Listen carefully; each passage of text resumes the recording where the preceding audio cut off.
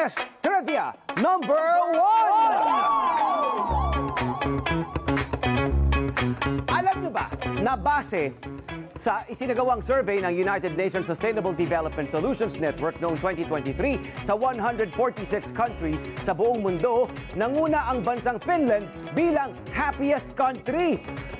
Actually, ilang taon na yan, maraming beses na. Hawak ng Finland ang number 1 spot for 6 years in a row. Yun sinundan naman ito ng Denmark at Iceland. Happy, Finland.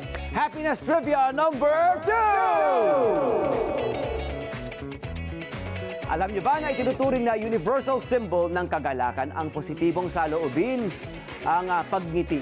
Kung ikukumpara kasi ang pagyakap, pagbaw at pakikipagkamay na may iba't ibang kahulugan sa iba't ibang bansa, ang pagngiti ay kilala sa buong mundo bilang simbolo ng kasiyahan at pagtanggap.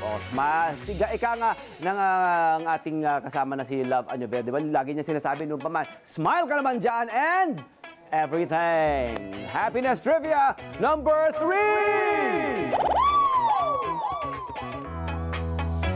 Speaking of pagngiti, alam niyo ba na sa bawat pagngiti natin ay gumagana ang nasa 5 hanggang 53 facial muscles natin at pinapabuti nito ang sirkulasyon ng dugo sa ating mukha.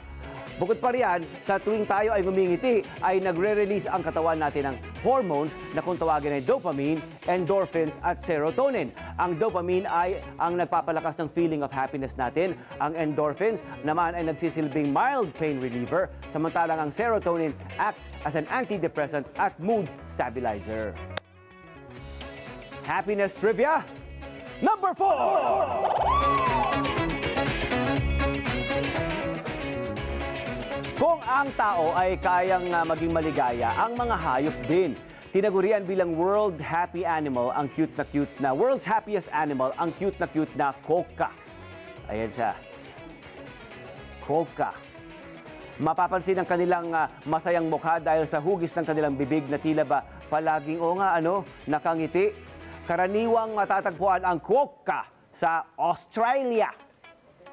Ganda, cute. Nasa pouch yung baby. Look, wow. Cute. Lagi nga naman nakasmile. Cute, no?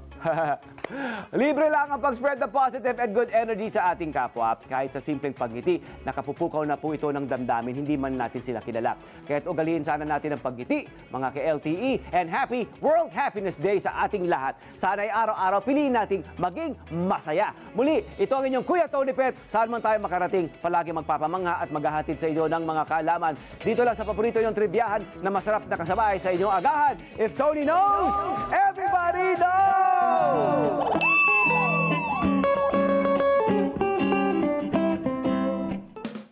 Hello po mga Kanet 25! Si Kuya Tony Pet po ito mula sa Love, Tony Pet and Everything. For more Love, Tony Pet and Everything updates, just click on our subscribe button and follow us on our Net25 social media pages at Net25 TV and at Net25 Entertainment Facebook. Magkita-kita po tayo!